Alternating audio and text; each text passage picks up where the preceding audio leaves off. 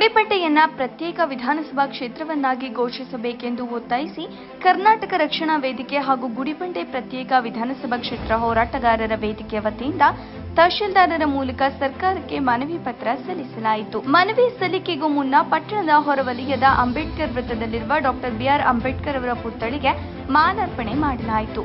ಬಳಿಕ ಪ್ರಮುಖ ರಸ್ತೆಗಳಲ್ಲಿ ಬೃಹತ್ ಮೆರವಣಿಗೆ ನಡೆಸಿದ ಹೋರಾಟಗಾರರು ಪ್ರತ್ಯೇಕ ಕ್ಷೇತ್ರದ ಪರವಾಗಿ ಘೋಷಣೆಗಳನ್ನು ಕೂಗಿ ಆಕ್ರೋಶ ವ್ಯಕ್ತಪಡಿಸಿದರು.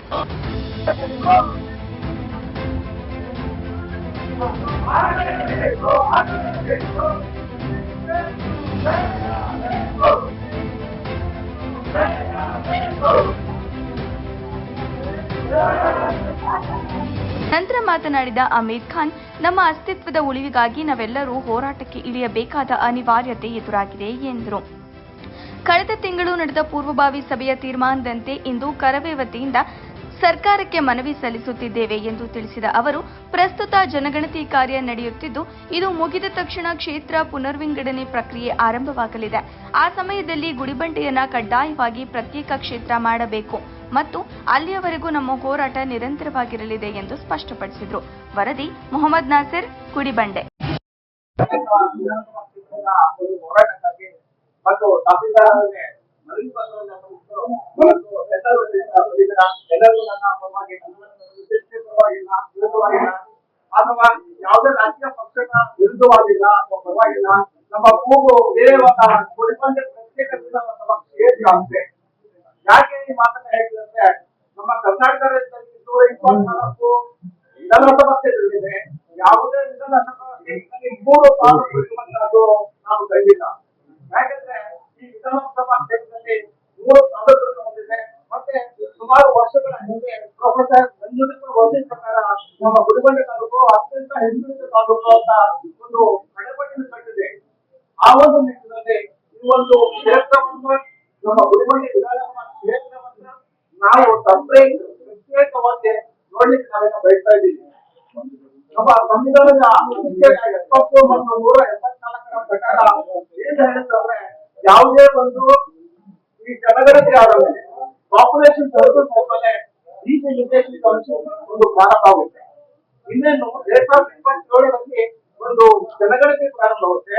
ಆ ಜನಗಣತಿ ಪ್ರಾರಂಭ ಸಂವಿಧಾನದ ಪ್ರಕಾರ ಏನು ಪ್ರತ್ಯೇಕ ಒಂದು ವಿಧಾನಸಭಾ ಕ್ಷೇತ್ರಗಳ ಪುನರ್ವಿಂಗಡಣೆ ಆಗುತ್ತೆ.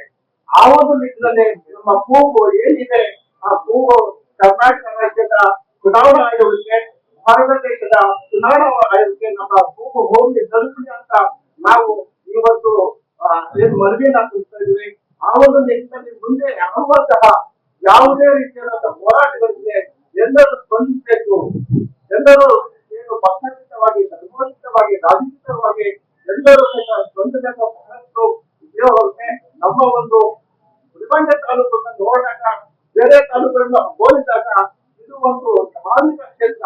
ಯಾಕೆ ಅಂತ ಹೇಳ್ತಂದ್ರೆ, ನಮ್ಮ ಬೇಲೂರು ಇರ್ಬೋದು, ಊರ್ಗಲ್ ಇರ್ಬೋದು, ಆಕಾಶ ಬೆಟ್ಟ ಇರ್ಬೋದು, ನಮ್ಮ ಕುಲಸಂಗಡಿ ಇರ್ಬೋದು ಮತ್ತು ಹೆಜ್ಜಾಗಿರಿ ಇರ್ಬೋದು, ಅವೆಲ್ಲವೂ ಸಹಿತ ಧಾರ್ಮಿಕ ಕ್ಷೇತ್ರಗಳು. ಬೇರೆ ತಾಲೂಕಿನಿಂದ ನಮ್ಮ ತಾಲೂಕು ತುಂಬಾ ಬಹಳಷ್ಟು ಮಹತ್ತರವಾದಂತಹ ಉತ್ತರ ಇತಿಹಾಸವನ್ನು ಹೊಂದಿದೆ. ಆ ಒಂದು ನಿಟ್ಟಿನಲ್ಲಿ ಇವತ್ತು ಏನು ಡೆವಲಪ್ಮೆಂಟ್ ಪರ್ಪಸ್ ನಾವು ಈ ಒಂದು ಕೂಗನ್ನ ಮಾಡ್ತಾ ಇದ್ದೀವಿ. ನಮ್ಮ ಮದುವೆಯನ್ನ ಎಲ್ಲರೂ ಸ್ವೀಕರಿಸಿ ಮುಂದಿನ ಹೋರಾಟಗಳಿಗೆ ಎಲ್ಲರೂ ಸ್ಪಂದಿಸಬೇಕಂತ ಎಲ್ಲರ ಪರವಾಗಿ ನಾನು ಕೋರ್ಕೊತಾ ಇದ್ದೀನಿ. ಒಂದು ಮನಸ್ಸಿನಿಂದ ನಮ್ಮ ಗುಡಿಬಂಡೆ ಒಂದು ಅಭಿವೃದ್ಧಿ ಆಗ್ಬೇಕು, ಗುಡಿಬಂಡೆ ಪ್ರತ್ಯೇಕ ವಿಧಾನಸಭಾ ಕ್ಷೇತ್ರ ಆಗ್ಲೇಬೇಕು ಅಂತೇಳಿ ಎಲ್ಲರೂ ಕೂಡ ಈ ಒಂದು ಹೋರಾಟದಲ್ಲಿ ಭಾಗವಹಿಸಿದ್ದಾರೆ. ಎಲ್ಲರಿಗೂ ಸಹ ನಮ್ಮ ಗುಡಿಬಂಡೆ ಹೋರಾಟ ಸಮಿತಿಯ ಪರವಾಗಿ ಹೃದಯಪೂರ್ವಕ ಅನಂತ ನಾನು ಧನ್ಯವಾದಗಳನ್ನು ಅರ್ಪಿಸ್ತಾ ಇದ್ದೀನಿ. ಗುಡಿಬಂಡೆಯಲ್ಲಿ ಹುಟ್ಟಿರುವಂತಹ ಪ್ರತಿಯೊಬ್ಬ ಒಂದು ನಾಗರಿಕರಲ್ಲಿ, ಪ್ರತಿಯೊಬ್ಬ ಒಂದು ರಾಜಕೀಯ ನಾಯಕರಲ್ಲಿ ಪಕ್ಷಾತೀತವಾಗಿ ಎಲ್ಲರಲ್ಲೂ ಕೂಡ ಈ ಒಂದು ಮನೋಭಾವ ಬರಬೇಕು. ಗುಡಿಬಂಡೆ ವಿಧಾನಸಭಾ ಕ್ಷೇತ್ರ ಆಗ್ಲೇಬೇಕು ಅನ್ನೋ ಒಂದು ಕೂಗು ಅಲ್ಲಿ ಇಲ್ಲಿ ಇರುವಂತಹ ಒಂದು 20-30 ಜನ ಅಲ್ಲ, ಪ್ರತಿಯೊಬ್ಬರು ಗುಡಿಬಂಡೆ ಮಣ್ಣಿನಲ್ಲಿ ಹುಟ್ಟಿದಂತಹ, ಗುಡಿಬಂಡೆ ಮಣ್ಣಿಗೆ ಏನಾದ್ರು ಒಂದು ಮಾಡ್ಬೇಕು ಅನ್ನುವಂತಹ ಒಂದು ಋಣವನ್ನು ಇಟ್ಕೊಂಡಿರುವಂತಹ ಗುಡಿಬಂಡೆ ಮಣ್ಣಿನಲ್ಲಿ ಹುಟ್ಟಿ ಬೆಳೆದು ನಿಂತ ಪ್ರತಿಯೊಬ್ಬ ನಾಗರಿಕರು ಸಹ ಈ ಈ ಒಂದು ಹೋರಾಟದಲ್ಲಿ ಭಾಗವಹಿಸಬೇಕು.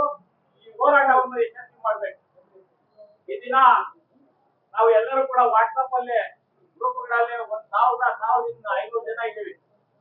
1,500 ಜನಕ್ಕೆ ಇಲ್ಲಿ ಬಂದಿರೋದು ಎಷ್ಟು? ಒಂದು 50 ಜನ. ಮುಂದಿನ ದಿನಗಳಲ್ಲಿ ಹೋರಾಟ 4 ಜನ ಆಗಿರ್ಲಿ, 5 ಜನ ಆಗಿರ್ಲಿ, ಬಹಳ ಕಠಿಣವಾಗಿ ಮಾಡ್ತೀವಿ. ಗುಡ್ಬಂಡೆ ಪ್ರತ್ಯೇಕ ವಿಧಾನಸಭಾ ಕ್ಷೇತ್ರ ಹೋರಾಟ ಆಗುವವರೆಗೂ ನಮ್ಮ ಪ್ರಾಣ ಹೋದ್ರು ನಾವು ಚಿಂತೆ ಇಲ್ಲ ಅನ್ನೋ ಲೆಕ್ಕದಲ್ಲಿ ನಾವಿಲ್ಲಿ ಬಂದಿದ್ದೇವೆ. ನಾವು ಈ ಹೋರಾಟ ಮಾಡೇ ಮಾಡ್ತೀವಿ. ಪ್ರತಿಯೊಬ್ಬರು ಸಹ ಈ ಹೋರಾಟದಲ್ಲಿ ಭಾಗವಹಿಸಬೇಕು. ಪ್ರತಿಯೊಬ್ಬರು ಕೂಡ ಈ ಹೋರಾಟ